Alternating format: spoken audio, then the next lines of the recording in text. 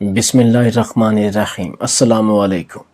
एक दफ़ा बलोच कबीले का एक शख्स अपनी बीवी के साथ शाम के वक्त अपने कबीले जा रहा था, तो रास्ते में बनाई गई फौजियों की एक चौकी पर तैनात अफसर ने इसे रोका।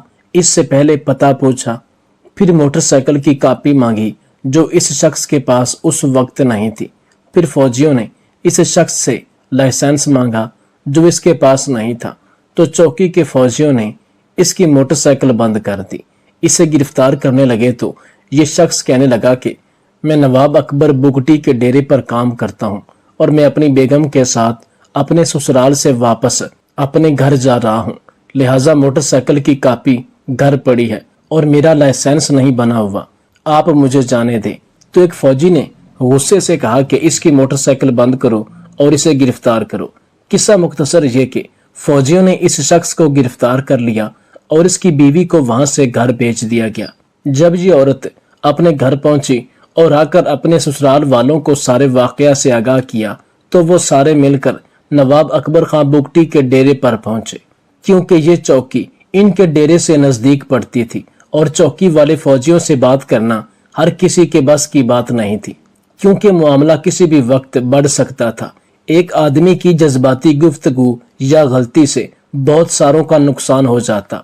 जब ये लोग नवाब अकबर खां बुगटी के पास पहुंचे तो मालूम हुआ कि नवाब अकबर बुगटी इस वक्त डेरे पर नहीं है। वो किसी जरूरी काम से खुशदार गए हुए थे, लेकिन वापस आ रहे हैं। इनको मजीद 2 से 3 घंटे लग सकते हैं। खैर, इन्होंने फोन पर बुगटी साहब से राब्ता किया और इन्हें सारे वाकया से आगाह किया। नवाब अकबर बुगटी ने अपने डेरे के एक शख्स इकरामुल्लाह बलोच से कहा कि तुम चौकी पर जाकर उस शख्स की जमानत देकर और कॉपी देकर मोटरसाइकिल ले आओ और उसे रिहा करवाओ।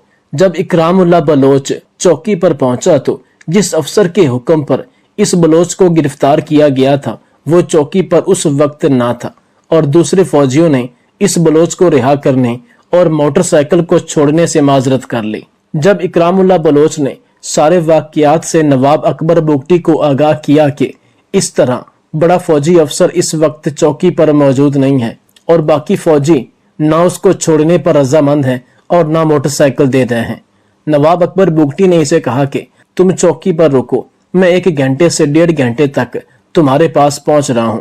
मुकर्ररा वक्त पर जब नवाब अकबर बुगटी अपने डेरे पर पहुंचे तो लोगों ने सारे वाकया से नवाब अकबर खां बुगटी को आगाह किया। तो नवाब अकबर बुगटी अपने ड्राइवर के हमरा गाड़ी में सवार होकर चौकी की तरफ जाने लगे तो इन लोगों ने कहा कि हम भी आपके साथ जाएंगे। तो नवाब साहब ने इन्हें मना कर दिया और कहा कि मैं अकेला जाऊंगा। नवाब साहब चौकी पर पहुंचे और सारे वाकया की छानबीन करने के बाद एक फौजी ने कहा कि मोटरसाइकिल की कॉपी और लाइसेंस होना हर मोटरसाइकिल चलाने वाले के लिए जरूरी है, वरना हमारी कोई उस शख्स से दुश्मनी नहीं थी। यहाँ के अक्सर लोग ऐसी चीजों को मामूली समझते हैं, लेकिन इनके नताइज बड़े खतरनाक हो सकते हैं। अभी ये फौजी अफसर और नवाब अकबर बुगटी बातें कर ही रहे थे कि फौजी अफसर को फोन आया और इस फौजी अफसर ने मोटरसाइकिल नवाब बुगटी के हवाले कर दी। नवाब अकबर बुगटी ने किसी किस्म का कोई रद्द-ए-अमल जाहिर नहीं किया, खामोशी से अपने ड्राइवर को मोटरसाइकिल पकड़ाई और उस बलोच को गाड़ी में बिठाकर वहां से रवाना हो गए। खातून सहाफी नसीम ज़ारा लिखती हैं कि उस दिन चौकी पर मौजूद अफसरान और नवाब अकबर खान बुगटी के दरमियान तलख कलामी से बात आगे जा सकती थी, लेकिन किसी तरह इस सारे मामले का इल्म चौधरी शुजात हुसैन को हो गया। तो उन्होंने एक फौजी कमांडर को सिफारिश करते हुए सारे मामले को ठंडा किया और इस तरह ये मोटरसाइकिल वापस की। इसी तरह का नवाब अकबर खान बुगटी का एक और वाकया है कि नसरुल्लाह खान एक भट्टे पर मुंशी था। अचानक एक दिन उसे एक बुरी और तकलीफदा खबर मिली कि इसकी शादीशुदा बेटी को तलाक हो गई। नसरुल्लाह खान ने बहुत ज्यादा कोशिश की कि किसी तरीके से मेरी बेटी का घर बस जाए, लेकिन जिस घर में इसने अपनी बेटी ब्याही थी वो आदमी अयाश निकला। आए रोज घर में इसकी तवाइफ सहेलियां और दोस्त आए रहते थे। ये घर कम और कोठा ज्यादा लगने लगा था। ये बात इसकी बीवी को गवारा ना थी। काफी दिन बर्दाश्त किया, लेकिन लंबे झगड़े के बाद आखिर एक दिन इस अयाश आदमी जिसका नाम जाकिर बलोच था اس نے منشی نصر اللہ خان کی بیٹی کو طلاق دے دی اور جاتے وقت اپنی بیوی کو گھر سے کوئی چیز نہ لے جانے دی سوائے وہ جوڑا جو اس نے اپنے تن پر پہنا ہوا تھا۔ جب نصر اللہ خان کی بیٹی کا گھر بسنے کا کوئی جواز نہ رہا تو ایک دن یہ اپنے چند عزیزوں کے ساتھ اپنے داماد کے گھر گیا اور اسے کہا کہ تم نے میری بیٹی کو طلاق دے دی ہے، لہٰذا میری بیٹی کا سامان 4 تولہ سونا اور جو ہم نے اپنی بیٹی کو ایک بھینس دی تھی وہ ہمیں واپس کر دو۔ نصر اللہ خان کا سابقہ داماد ذاکر بلوچ نے سامان واپس کرنا تو دور کی بات، سیدھے منہ تک بات نہ کی اور انہیں چائے پانی تک نہ پوچھا، الٹا اس کی بیٹی پر الٹے سیدھے الزام لگانے لگا۔ اس نے اپنے سابقہ سسر کی ایک نہ سنی اور کہا کہ کوئی سامان نہیں ہے، تم نے سامان دیا ہی کیا تھا، نہ سونا تھا نہ بھینس تھی، صرف 4 بسترے اور 2 چارپائیاں تھیں۔ اگر تم اپنے 4 بسترے اور 2 چارپائیاں لے جانا چاہتے ہو تو وہ لے جا سکتے ہو، اس کے علاوہ میرے پاس کچھ نہیں۔ نصر اللہ خان نے اس کی منت سماجت کی کہ میں غریب آدمی ہوں، میں نے اپنی بیٹی کی کہیں اور شادی کرنی ہے، لہٰذا یہی سامان میں اس کو دے دوں گا، میرے حال پر رحم کرو۔ قصہ مختصر یہ کہ اس کے داماد ذاکر بلوچ نے کوئی بات نہ سنی، الٹا اسے دھمکانے لگا، کیونکہ ذاکر بلوچ کی صحبت اچھی نہ تھی، اس کا چور چکاروں سے بہت زیادہ تعلق واسطہ تھا۔ نصر اللہ خان خالی ہاتھ اپنے عزیزوں کے ساتھ واپس آ گیا، حتیٰ کہ چند عزیزوں کے کہنے پر اس نے اپنے داماد پر کیس کر دیا۔ کیس عدالت میں چلا اور پہلی ہی پیشی پر ذاکر بلوچ نے پہلے پولیس کو اور پھر بعد میں اپنی طرح کے چند عیاش گنڈوں کو اپنے سسر کے گھر بھیجا کہ تم کیس واپس لے لو ورنہ ہم تمہیں قتل کر دیں گے اور تمہاری بیٹیوں کو اغوا کر لیں گے۔ نصر اللہ خان ایک غریب آدمی تھا، اس نے اپنی اور اپنی بیٹیوں کی عافیت جانتے ہوئے کیس واپس لے لیا۔ جس بھٹے پر یہ کام کرتا تھا وہاں پر ایک ڈرائیور تھا جو بھٹے کی اینٹیں اور ریت وغیرہ لے کر آتا جاتا تھا۔ اس کا ایک عزیز اکبر خان بگٹی کا ڈرائیور رہ چکا تھا۔ بھٹے پر کام کرنے والے اس ڈرائیور نے ایک دن جب منشی نصر اللہ خان کو بھٹے پر روتے ہوئے دیکھا تو اسے کہا کہ تم پریشان نہ ہو، تم کل میرے ساتھ چلو، انشاءاللہ تمہاری بیٹی کا سارا سامان تجھے واپس مل جائے گا۔ خیر، ہر چیز ڈسکس کرنے کے بعد اگلے دن منشی نصر اللہ خان اور یہ ڈرائیور اپنے اس عزیز ڈرائیور کی مدد سے اکبر خان بگٹی کے پاس جا پہنچے۔ اکبر خان بگٹی اپنی ذاتی لوگوں کے ساتھ مصروف تھے۔ تقریباً 1.5-2 گھنٹے بعد ان لوگوں کی باری آئی اور اکبر خان بگٹی نے ان سے آنے کی وجہ دریافت کی تو ان لوگوں نے اکبر خان بگٹی کو سارے حالات و واقعات سے آگاہ کیا۔ یہ باتیں کرتے ہوئے منشی نصر اللہ خان زارو قطار رونے لگا۔ اکبر خان بگٹی نے اسے کہا کہ مرد روتے ہوئے اچھے نہیں لگتے، اگر تمہیں رونا ہی ہے تو مسلح پر رویا کرو۔ نصر اللہ خان نے کہا کہ میں بہت غریب آدمی ہوں، میرا کوئی بیٹا نہیں، 2 بیٹیاں ہیں اور میرا داماد نہ سامان واپس کر رہا ہے اور اس نے بلا وجہ میری بیٹی کو طلاق دے دی ہے اور اب مجبوراً اس نے مجھے دھمکی دے کر کیس بھی واپس دلوا دیا ہے۔ اکبر خان بگٹی نے اس کے داماد کا سارا بایو ڈیٹا لیا اور اسے کہا کہ 2 دن میں کسی ضروری کام سے بلوچستان سے باہر جا رہا ہوں، 2 دنوں کے بعد اگر اللہ نے چاہا تو تمہاری بیٹی کا سامان واپس آ جائے گا۔ خیر، نصر اللہ خان اس ڈرائیور کے ساتھ واپس آ گیا۔ 2 دن کے بعد نواب اکبر خان بگٹی منشی نصر اللہ خان کے داماد ذاکر بلوچ کے گھر خود گیا اور نصر اللہ خان کی بتائی ہوئی ہر ایک بات اس کے گوش گزار کی اور اس سے کہا کہ تم اس کی بیٹی کا سونا، بھینس اور دیگر جہیز کا سامان 1 دن کے اندر اس کے گھر پہنچا دو۔ ذاکر بلوچ نے نواب اکبر خان بگٹی کے پیروں کو پکڑ لیا کہ سونا میں کھا چکا ہوں، بھینس میں بیچ چکا ہوں، سامان ہے وہ آ کر لے جائیں۔ نواب اکبر خان بگٹی نے کہا کہ جہاں سے مرضی پیدا کرو، سونا بھی پورا کرو، بھینس بھی پوری کرو اور وہ تمہارے دروازے پر سامان لینے نہیں آئیں گے، تمہارے پاس 1 دن کا وقت ہے، دوسرے دن یہ سامان، سونا اور بھینس نصر اللہ خان کے گھر پہنچ جانے چاہیے۔ یہ بات کر کے نواب اکبر خان بگٹی واپس جانے لگا تو ذاکر بلوچ نے اپنی جیب سے 10,000 روپے نکالے اور نواب اکبر خان بگٹی کو دیے کہ یہ میری طرف سے تیل پانی کا خرچہ ہے۔ نواب اکبر بگٹی خان نے پیسوں کو ہاتھ تک نہیں لگایا۔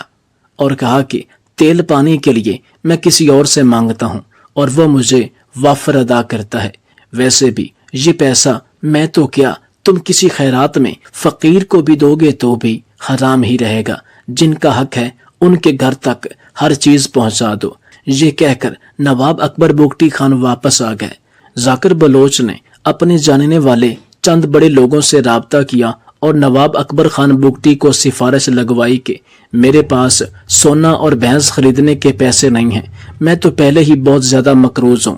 خیر، ذاکر بلوچ کے سفارشیوں کے کہنے پر نواب اکبر خان بگٹی نے اسے کہا کہ تم 6 ماہ میرے پاس کام کرو، میں تمہارا سامان، سونا، بھینس سب اپنی طرف سے نصر اللہ خان کو دے دیتا ہوں۔ قصہ مختصر یہ کہ نواب اکبر نے کسی کی سفارش قبول نہ کی، حالانکہ ذاکر بلوچ نے خزدار کے ایک بہت بڑے بلوچ کی بھی سفارش کروائی، لیکن وہ بھی بے سود رہی اور حق پر رہتے ہوئے اسے 1 دن کا ہی وقت دیا۔ جب 1 دن بعد نواب اکبر خان بگٹی کو اطلاع ملی کہ ذاکر بلوچ نے کوئی چیز بھی واپس نہیں بھیجی، تو اسی دن نواب اکبر خان بگٹی ذاکر بلوچ کے گھر پہنچا۔ علاقے کے سردار کو بلوایا گیا اور اسی وقت ذاکر بلوچ کے گھر کی نیلامی کی گئی۔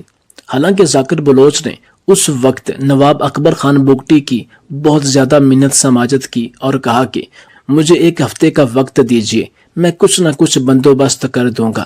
نواب اکبر بگٹی نے کہا کہ میں نے کسی کو زبان دی ہے، لہٰذا آج کا سورج غروب ہونے سے پہلے میں یہ مسئلہ حل کر کے ہی جاؤں گا۔ اسی وقت ذاکر بلوچ کے گھر کی نیلامی ہوئی۔ گھر فروخت کرنے کے بعد نواب اکبر بگٹی نے اس رقم کو ہاتھ تک نہ لگایا، بلکہ سونے، بھینس اور تمام جہیز کے سامان کی رقم کا تخمینہ لگا کر قبیلے کے سردار کے ذمہ لگایا کہ ذاکر بلوچ کو ساتھ لے جا کر نصر اللہ خان کے گھر یہ رقم بھی پہنچائی جائے اور ذاکر بلوچ اس بزرگ سے معافی بھی مانگے جو اس نے بدتمیزی کی ہے۔ اس وقت روتے ہوئے ذاکر بلوچ نے کہا کہ آپ سونا اور بھینس کی رقم کاٹ لیجئے، جبکہ جو آپ نے جہیز کا تخمینہ لگایا ہے وہ تو سامان میرے پاس گھر پڑا ہے، وہ سامان میں انہیں واپس کر دیتا ہوں۔ نواب اکبر خان بگٹی نے بڑے مجمع میں قبیلے کے سردار، ذاکر بلوچ، ان سب کے سامنے بلند آواز میں کہا کہ ایک غریب کی بیٹی کی عزت پامال کی، پھر اس کے والد کو ذلیل کیا۔ پہلے تمہیں میں خود آپشن دے کر گیا تھا کہ تم اس بچی کا سامان، سونے کی رقم اور بھینس کی رقم لے کر اس کے گھر پہنچ جاؤ، جو کہ تم نہیں گئے۔ اب جو سامان تمہارے گھر آ چکا ہے وہ تمہارا ہے، تم اسے کباڑ میں بیچ دو یا جو مرضی کرو، اس لیے اسے نئے سامان کے پیسے دیے جائیں گے تاکہ وہ اپنی بیٹی کا گھر کسی دوسری جگہ بسا سکے۔ پھر نواب اکبر خان بگٹی نے تاریخی جملے کہے کہ تم نے اس غریب بزرگ پر یہ بھی زیادتی کی کہ اسے اپنا کیس لینے پر مجبور کر دیا۔ یاد رکھو کہ اس ملک کی تمام عدالتیں بھی اگر اس کے خلاف ہو جاتی ہیں یا اس کو اس کا حق نہ ملتا تو میں اپنا ایڑی چوٹی کا زور لگا کر اس کا حق دلواتا۔ یہ کہہ کر نواب اکبر خان بگٹی اپنی گاڑی میں سوار ہوئے اور اپنے دستے کے ہمراہ چلے گئے۔ اگلے ہی دن یہ سردار ذاکر بلوچ کو ساتھ لے کر نصر اللہ خان کے گھر پہنچا، جہیز کے سامان کی رقم، سونے کی رقم، بھینس کی رقم ادا کی اور ساتھ میں ذاکر بلوچ نے اس سے معافی بھی مانگی۔ سب سے زیادہ حیران کن بات تب ہوئی جب اگلے دن نصر اللہ خان اپنے ڈرائیور دوست کو ساتھ لے کر نواب اکبر خان بگٹی کے ڈیرے پر پہنچا اور انہیں ایک بڑا بکرا تحفے میں دیا اور کہا کہ میں آپ کا شکر گزار ہوں، جب تک آپ جیسے درد دل رکھنے والے، مخلص اور اللہ سے ڈرنے والے لوگ موجود ہیں تب تک کوئی بڑا کسی کمزور کے ساتھ زیادتی نہیں کرے گا۔ یہ بکرا میں مجبوری میں نہیں اپنی خوشی سے آپ کو دے رہا ہوں، اسے قبول کیجئے۔ نواب اکبر خان بگٹی نے کہا کہ بکرا تو دور کی بات، آپ کو شکریہ ادا کرنے کے لیے بھی آنے کی ضرورت نہیں تھی، آپ وہیں بیٹھ کر میرے حق میں دعا کر دیتے، یہ میرے لیے اس دنیا اور آخرت دونوں جہانوں میں سب سے افضل تھا۔ میں یہ بکرا کسی قیمت پر نہیں رکھ سکتا، میں نے تم پر کوئی احسان نہیں کیا، تمہیں تمہارا حق دلوایا ہے اور یہ مجھ پر فرض تھا۔ انگلش کا پیریڈ چل رہا تھا کہ ایک صابر نام کا اسٹوڈنٹ زور زور سے رونے لگا۔ ٹیچر نے پڑھانا چھوڑا، جلدی سے اس کے پاس جب پہنچا تو بڑی نرمی سے دریافت کیا، کیا بات ہے بیٹا، کیوں رو رہے ہو؟ اس نے سسکیاں لے کر جواب دیا، मेरी फीस के पैसे चोरी हो गए हैं, बैग में रखे थे, किसी ने निकाल लिए हैं। टीचर ने एक लड़के को इशारा करते हुए कहा, कमरे के दरवाजे बंद कर दो, कोई लड़का बाहर ना जाए, सबकी तलाशी होगी। टीचर ने सामने के 4 रो से स्टूडेंट्स की खुद तलाशी ली और फिर इन लड़कों को पूरी क्लास के तालिब इल्मों की जेबें चेक करने और बैग्स की तलाशी की हिदायत कर दी, मगर इसके बावजूद किसी लड़के से कुछ बरामद ना हुआ। टीचर साहब ने तमाम लड़कों से कहा कि बारी बारी मुझसे गले मिलो, मगर आंखें बंद हो। शायद इस तरीके से वो लड़कों के दिल की घबराहट चेक करना चाह रहा था, मगर फिर भी कोई फायदा ना हुआ। कुछ देर बाद लड़कों की तकरार से अचानक क्लास एक बार फिर शोर से गूंज उठी। टीचर अपनी कुर्सी से उठते हुए बोला, क्या बात है, क्यों झगड़ा कर रहे हो? तलाशी लेने वाला तालिब इल्म बोला कि सर, ये लड़का राशिद अपने बैग की तलाशी नहीं लेने दे रहा। ये उस्ताद इंतहाई गुस्से की आलम में बोला कि पैसे फिर राशिद ने चुराए होंगे। ये लड़का कांपते हुए तड़प के बोला, नहीं नहीं सर, मैं चोर नहीं हूं। तो टीचर बोला, फिर अपने बैग की तलाशी लेने दो। तो इस लड़के ने जोर से अपने बैग को पकड़कर सीने से लगा लिया और सिर्फ एक रट लगाए हुए था कि मैं चोर नहीं हूं, मेरे बैग की तलाशी मत लो, मैं अपने बैग की हरगिज तुम्हें तलाशी नहीं लेने दूंगा। इसके ये अल्फाज सुनकर तमाम तालिबे इल्म और ये उस्ताद भी मुतमईन हो गया कि इसी के बैग में पैसे हैं। इस उस्ताद को बहुत ज्यादा गुस्सा आया और ये आगे बढ़ता हुआ राशिद से बैग छीनने की कोशिश करता है, लेकिन ये इससे बैग ना छीन सका क्योंकि राशिद अपने बैग के साथ चिपक गया था पूरी कुव्वत के साथ। 2 मजीद तालिब इल्मों ने राशिद से बैग छीनने की कोशिश की, लेकिन कामयाब ना हो सके। ये सारा मंजर देखकर टीचर को बहुत ज्यादा गुस्सा आया और इसने एक जोरदार थप्पड़ राशिद के चेहरे पर रसीद कर दिया। ये बेचारा जोर जोर से रोने लगा। टीचर ने दूसरा थप्पड़ मारने के लिए हाथ उठाया ही था कि एक ऊंची आवाज गूंजी, ठहरो ठहरो, रुक जाओ। टीचर ने पीछे मुड़कर देखा तो वो नाइब प्रिंसिपल थे। न जाने कब किसी ने इन्हें खबर कर दी। इन्होंने राशिद और टीचर को अपने दफ्तर में आने की हिदायत की। फिर पूछा, अब बताइए क्या मामला है? टीचर ने तमाम माजरा सुनाया। फिर हेडमास्टर ने इस स्टूडेंट राशिद से बड़ी ही नरमी से पूछा, तुमने पैसे चुराए या नहीं? इसने नफी में सर हिला दिया और इसकी आंखों में आंसू भर आए थे। बिलफर्ज मान भी लिया जाए कि आपने चोरी नहीं की, तो जब तमाम छोटे बड़े स्टूडेंट्स अपनी अपनी तलाशी दे रहे हैं, तुमने इनकार क्यों किया? ये इंतहाई अफसुर्दगी और खामोशी से हेडमास्टर का चेहरा तकने लगा, जो कि सवालों से भरा हुआ था। इसकी आंखों से 2 मोटे मोटे आंसू निकलकर इसके चेहरे पर फैल गए। टीचर ने कुछ कहना चाहा, जहां दीदा वाइस प्रिंसिपल ने हाथ उठाकर इसे रोक दिया। वाइस प्रिंसिपल का दिल न जाने क्यों इस तालिबे इल्म का चेहरा देखकर इसे चोर मानने पर आमादा ना था। फिर इसने कहा, तलाशी देने की बजाय तमाशा बनना गवारा क्यों किया? इसमें क्या राज है? इसके बाद वाइस प्रिंसिपल ने क्लास टीचर को जाने का कह दिया। अब हेडमास्टर साहब और ये तालिबे इल्म राशिद प्रिंसिपल कमरे में मौजूद थे। फिर इन्होंने बड़ी मोहब्बत से राशिद को अपने सामने वाली निशिस्त पर बिठाकर बोले, अपना बैग मुझे दिखा सकते हो? इस तालिबे इल्म ने खामोशी से अपना बैग इनके हवाले कर दिया। ये हाथ से बना हुआ सादा सा बैग था, जिस पर कुछ स्टिकर भी लगे हुए थे। हेडमास्टर ने राशिद की तरफ एक नजर देखा और बैग खोलकर बैग की चीजें मेज पर निकाल कर रखना शुरू की। किताबों और कॉपियों के साथ एक काले रंग का शापर बैग भी बाहर निकल आया। बाकी बैग में कुछ नहीं था। इन्होंने सवालिया नजरों से राशिद की तरफ देखा तो यूं लगा जैसे उसका दिल सीने से बाहर निकल आया हो। इसकी हिचकियां बंद गई। इन्होंने शापर खोला तो इसमें आधे खाए हुए बर्गर के टुकड़े, आधे समोसे, चौथाई नान और दही की चटनी में डूबी चिकन की बोटियां। सारा मामला हेडमास्टर की समझ में आ गया। राशिद की आंखें धुंधला गईं। कांपते वजूद के साथ बेचारा खामोश सर झुकाए हुए था। वाइस प्रिंसिपल उठे और रोते हुए इसे अपने गले लगा लिया और फिर ये दोनों मिलकर खूब रोए। फिर रोते हुए राशिद ने प्रिंसिपल को बताया, मैं घर में सबसे बड़ा हूँ, मेरे 5 बहन भाई मुझसे छोटे हैं। वालिद साहब का इंतकाल हो चुका है।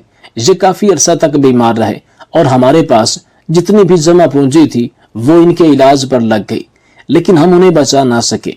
घर में कोई और कफील नहीं है। अम्मी पास के 2 घरों में काम करती हैं। खाना इतना नहीं होता कि रोजाना पेट भर कर खाया जाए। हेडमास्टर खुद पे काबू न रख सका और मेरी हिचकी बंध गई। हम अक्सर भूखे सोते हैं। कल शाम सिर्फ मेरे छोटे बहन भाइयों ने खाना खाया, मैंने और अम्मी ने कुछ नहीं खाया। मैं सुबह कुछ खाए बगैर स्कूल आ रहा था और मैं भूख से निडाल हो चुका था, हत्ता कि मुझसे चलना मुश्किल हो गया था। मारे भूख के मेरा सारा जिस्म, खासकर मेरी टांगे, चलने से कासर थी। एक तिक्का कबाब के रेस्टोरेंट के आगे से गुजरा तो कचरे में कुछ नान के टुकड़े और आधा खाया एक चिकन पीस पड़ा देखा। बेअख्तियार उठाकर खा लिया। करीबी नल से पानी पीकर खुदा का शुक्र अदा किया। ऐसा कई मर्तबा हुआ और आज ब्रेक में मैं उसी रेस्टोरेंट के थड़े पर बैठा पेट का दोजख भर रहा था कि रेस्टोरेंट का मैनेजर आ गया। इसने मुझे देखा तो नदीदों की तरह नान और कबाब के टुकड़े खाता। ये देखकर हैरान हो गया। फिर सारी बात उसकी समझ में आ गई। वापस गया और रात का बचा हुआ खाना पैक करके लाकर मुझे दिया। वो मैं इस काले सापर में डालकर स्कूल ले आया कि शाम को अपने घर लेके जाऊंगा और मेरे छोटे बहन भाई और मेरी माँ बेचारी भूखी होगी, वो ये खा लेगी। फिर हेडमास्टर ने राशिद को चुप कराया और तसल्ली से बैठकर गुफ्तगू करने लगे।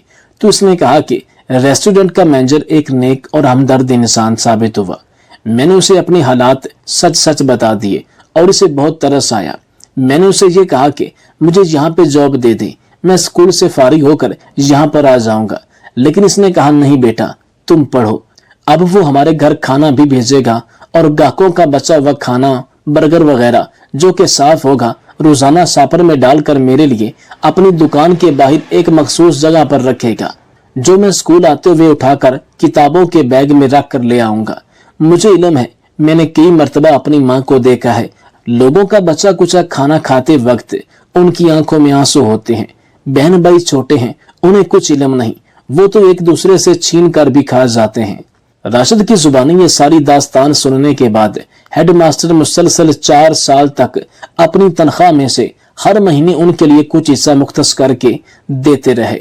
लेकिन आज तक इन्होंने स्कूल या बाहर कभी किसी को इस बच्चे के फैमिली मसाइल का जिक्र नहीं किया कि शायद कोई ये सुनकर इस पर तंज ना करे, जिससे इस बच्चे का मॉरल डाउन ना हो जाए। इस हकीकी वाकया ने मुझे और मेरी बीवी को तो रुला दिया। मुझे मालूम नहीं कि आपके दिल पर इस कहानी ने किस हद तक असर किया, लेकिन एक दरख्वास्त है कि खुदा के वास्ते रहम करो, गरीबों से हमदर्दी करो, जो उस दाने के मोहताज हैं जो हम डस्टबिन में डालते हैं। हम कितने अफराद का रिज़्क जो अल्लाह ने उनके लिए पैदा किया, पैसे के बल पर जखीरा करके और खाने की सूरत में ज़ाय कर देते हैं। फिर सोचते हैं कि अगर अल्लाह ने हर जानदार के रिज़्क की जिम्मेदारी अपने ऊपर फर्ज की है तो लोग भूखे क्यों मरते हैं।